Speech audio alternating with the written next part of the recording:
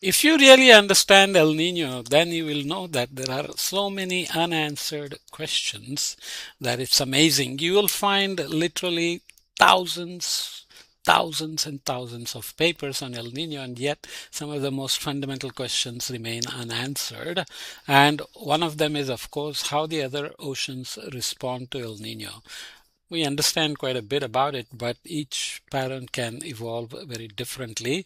We are again looking at NOAA's figure of the sea surface temperature anomalies for May-June of 2026, and you can see the El Nino pattern is quite obviously here.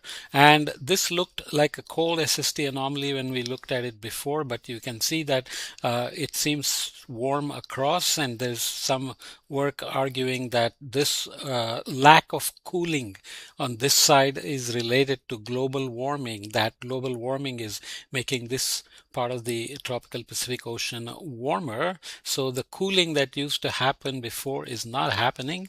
What is the consequence of that? We don't know exactly. We have to see, do some model experiments to figure that out. And Indian Ocean is sitting here looking nothing like an IOD. IOD is when there is cooling here and warming here. In fact, there is a bit of cooling here and warming here, but predictions are calling for an IOD, and as usual, Indian monsoon is hoping that it will be saved from El Nino because of the IOD.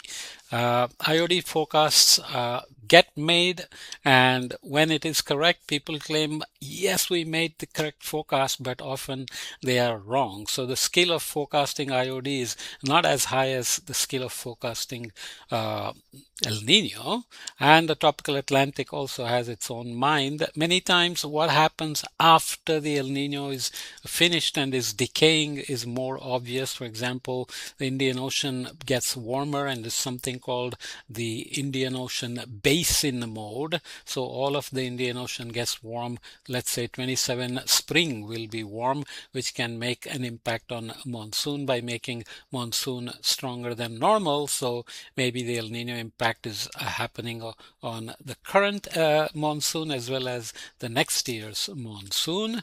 And the Atlantic, of course, has an impact on hurricanes. During an El Nino, number of hurricanes generally decrease, but global warming is also making many changes to that. So El Nino impacts on rest of the world is also being affected by global warming. So the so-called teleconnections are being affected as well. There are high latitude responses to El Nino as well, but let's not go into that. If you look at the IOD, it's already always shown like this. There's cooling here and warming here, but you can see that cooling is not just over here. It's part of this cooler than normal pattern that goes into the maritime continent and the West Pacific. And we just said when there's an El Nino on this side, on the other side here, there is warm SSTs in the East Pacific and cooler SSTs in the Western Pacific. So is it possible that this whole thing in the Indian Ocean is part of the El Nino as well? That's been the argument for a long time, but people say there are times when something can happen here by its own, which means again positive feedback between the ocean, the atmosphere, and the thermocline. And this debate will go on, but nonetheless, in the meantime, we can also look at the Atlantic Nino, which has a similar warm pattern here, not so clear cold pattern on this side, has similar wind anomalies, and there are precipitation anomalies associated with this warming as well, and also affects the monsoon. But here we have the ITCZ running these, the Amazonia and ITCZ, and you can see that this is not exactly on the equator, unlike the El Nino in the Pacific. So there are similarities and slight differences, but nonetheless, many of the ocean atmosphere mechanisms are similar. In the meantime, there is another nice paper that argues that actually you have a Walker cell on this side and the Walker cell on that side, and you perturb the Walker cell here. This is looking at sea surface temperatures and winds. This is the classic canonical El Nino, which is warming near the coast towards the date line with weaker than normal trade winds. So you have westerly anomalies broadly over here, and you have divergence and high pressure cold SSTs here, which also get into the Indian Ocean.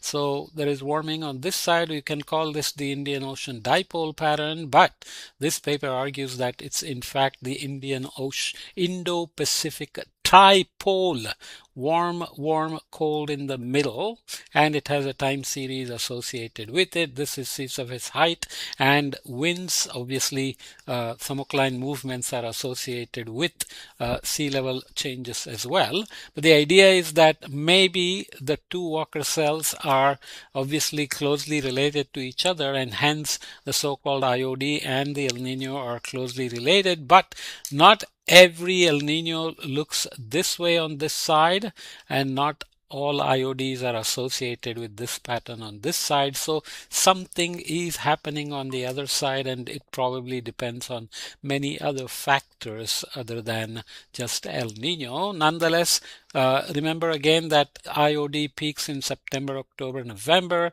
whereas the monsoon is happening during June, July, August into September. So if this monster heat source can affect the monsoon 6 months before it reaches its peak, then it's understandable. But what does this little ocean here do to the monsoon?